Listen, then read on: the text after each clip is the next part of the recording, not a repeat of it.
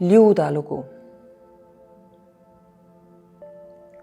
Eestisse tulin 2019. aasta mais. Minu isa, lähedased ja sõbrad elavad Kiievis, Donetskis ja Pokrovskis. Hoian nendega tihedat sidet. Elu Ukrainas kulgeb täna kahes paralleelses reaalsuses. Varahommikul lendavad droonid ja raketid, mis toovad surma ja hävingut. Minnakse varjendisse või koridori ning oodatakse võimalust kasutada tualetti ja heita madratsile. Siis tõuseb päike ja linn ärkab ellu.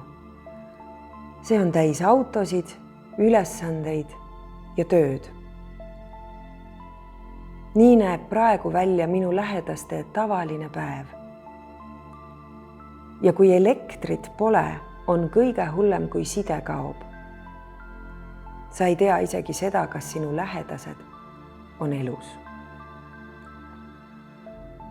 Talveks ettevalmistudes ehitas isa puuküttega katla gaasikatla asemele.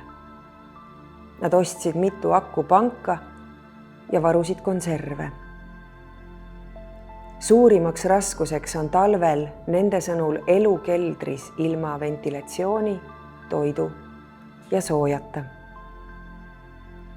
Tunnen muret eakate ja haavatavate inimeste pärast, kellel on väga raske kodust lahkuda, isegi kui majas pole sooja ega elektrit.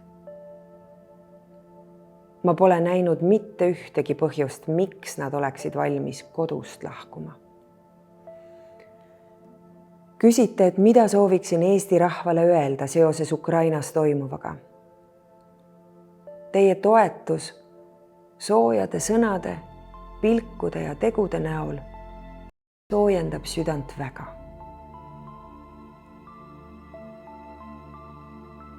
Palun aita Ukraina peredel sõjatalv üle elada.